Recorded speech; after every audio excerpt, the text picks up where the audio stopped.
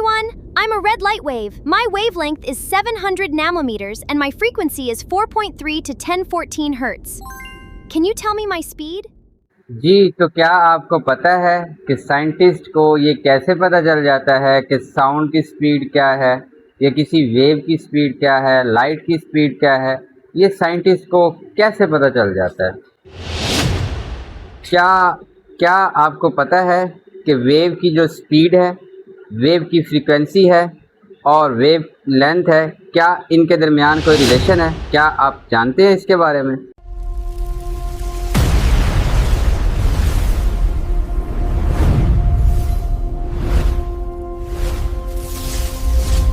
Assalamualaikum dear students and to all who is watching this video। आज का हमारा topic है वेव इक्वेशन। आज हम ये छोटी सी इक्वेशन है v is equal to F lambda, आज हम इसे ड्राइव करेंगे। जो ये इक्वेशन है v is equal to F lambda, यहाँ पर जो v है that is the speed of wave, f is the frequency of wave and lambda is the wavelength of wave। तो ये छोटा सा एक डेरिवेशन है, छोटी सी एक डेरिवेशन है, इसको हम ड्राइव करते हैं। लेकिन ड्राइव करने से पहले हमें जो फ्रीक्वेंसी है और वेवलेंथ है इसको रिवाइज करना होगा। Frequency is defined as number of wave passing through a point in 1 second. 1 second में किसी भी पॉइंट से जो वेव गुजरती हैं उसे हम फ्रीक्वेंसी कहते हैं। वेवलेंथ क्या है? Wavelength is the distance from one crest two adjacent crest. एक क्रेस्ट से दूसरे क्रेस्ट या एक ट्रफ से दूसरी ट्रफ का जो डिस्टेंस होता है उस फासले को, उस डिस्टेंस को वेवलेंथ कहते हैं। तो frequency number of waves passing per second and the wavelength is the difference or is the distance, and the wavelength is the distance from one crust to adjacent second crust। Hello, मेरी बात सुनो, मैं कुछ पूछना चाहती हूँ। Hello, मेरी बात सुनो। चलिए जी, अब हम इस इक्वेशन को सुनो, मैं कुछ पूछना चाहती हूँ। हेलो, मेरी बात सुनो, मैं कुछ पूछना चाहती हूँ। हेलो, मेरी बात सुनो, मैं कुछ पूछना चाहती हूँ। हेलो, मेरी बात सुनो, मैं कुछ पूछना चाहती हूँ। आगे चलने से पहले मेरी बात सुनो, इनकी सुन लेते हैं कि ये क्या कहना चाहती हैं। हेलो, मेरी बात सुनो, मैं कुछ पूछना चाहती हूँ। हेलो हर कोई, मैं एक सुर्ख रोशनी की लहर हूँ। क्या आप मेरी रफ्तार बता सकते हैं? Hey everyone, I'm a red light wave. My wavelength is 700 nanometers and my frequency is 4.3 to 1014 hertz. Can you tell me my speed? तो सुन लिया आपने, ये क्या कहना चाह रही है? ये कहती है कि मैं रेड लाइट हूँ, तो मेरी फ्रीक्वेंसी इतनी है और मेरी वेवलेंथ जो है इतनी है, तो क्या बताएं मेरी स्पीड क्या होगी? अब हमें क्या पता इसकी स्पीड क्या होगी?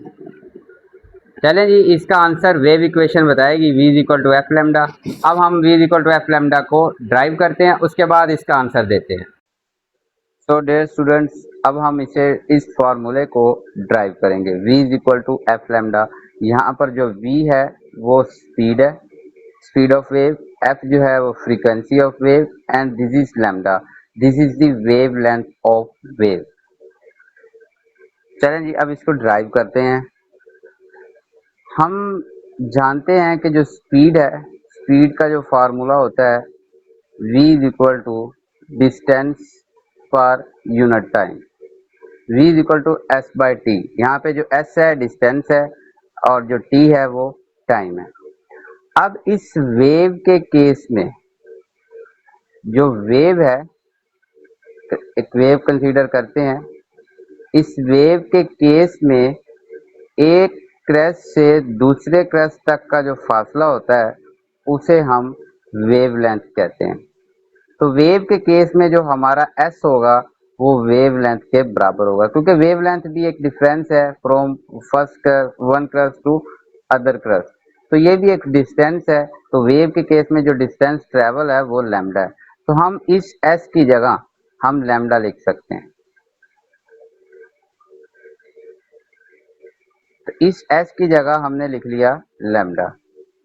अब ये जो टाइम पीरियड है, हम पहले पिछले लास्ट लेक्चर में पढ़ा था कि जो एक वेव को ट्रैवल करने में जो टाइम लगता है उसे हम कैपिटल टी से रिप्रेजेंट करते हैं, उसे हम टाइम पीरियड कहते हैं। तो इसी तरह हम ये जो टाइम पीरियड है इसको कैपिटल टी में लिख सकते हैं।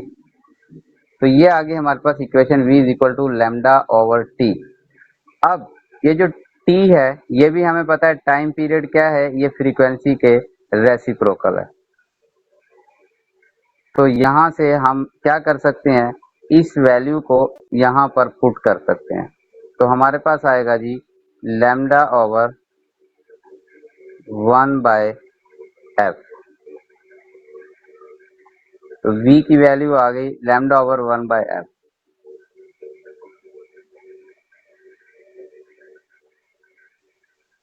अब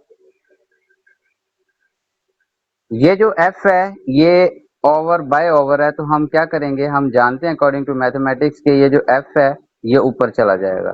तो इस इक्वेशन को हम ऐसे लिख सकते हैं v is equal to lambda f over 1। तो और इस इक्वेशन को अगर हम दोबारा लिखें तो ये हम ऐसे लिख सकते हैं v is equal to lambda f। क्योंकि 1 से डिवाइड हो रहा है तो ऑलमोस्ट वही रहेगा, या फिर इस इक्वेशन को हम f लैम्डा भी लिख सकते हैं। क्योंकि मैथमेटिक्स का रूल है, क्या रूल है, अगर 2 मल्टीप्लाई बाय 3 6 है तो 3 को अगर फर्स्ट पे रखें मल्टीप्लाई बाय 2 से करें तब भी आंसर 6 आता है। तो इस तरह यहाँ पर भी लैम्डा f से मल्टीप्लाई हो रहा है और हमने वो f को पहले लिख दिया, फ्रीक्वेंसी को लैम्डा बाद में रख दिया। तो ये हमारा क्या आ गया, ये प्रूव हो गया कि v is equal to f lambda. ये है स्पीड ऑफ वेव, ये है स्पीड ऑफ वेव जिसमें f जो है वो फ्रीक्वेंसी है, ये f जो है वो फ्रीक्वेंसी ऑफ द वेव है, जबकि ये है ये लैम्डा, ये है वेवलेंथ ऑफ द वेव। जी स्टूडेंट्स, आई होप कि ये डेरिवेशन आपको समझ आ गई होगी। अब हम इनका जो क्वेश्चन था, इस वेव का जो क्वेश्चन था वीडियो के स्टार्ट में, अब हम उसे सॉल्व करने की कोशिश करते हैं by using equation v is equal to f lambda. तो ये जो वेव है वो हमें अपनी फ्रीक्वेंसी भी बता रही है और वेवलेंथ भी बता रही है, और स्पीड हमने इसकी कैलकुलेट करनी है कि इस जो रेड लाइट है इसकी हमने स्पीड कैलकुलेट करनी है। चलें जी फार्मूला यूज़ करते हुए इसकी वैल्यूज़ निकालते हैं। तो v is equal to f lambda है, फ्रीक्वेंसी और वेवलेंथ की जगह आप फ्रीक्वेंसी और वेवलेंथ की वैल्यूज़ पुट करेंगे तो कैलकुलेशन के बाद जो आंसर आएगा वो आएगा v is equal to 3 multiply 10⁸ metre per second. तो ये आ गया, इस वेव की जो स्पीड है वो हमने कैलकुलेट कर ली, किसकी मदद से, v is equal to f lambda की मदद से।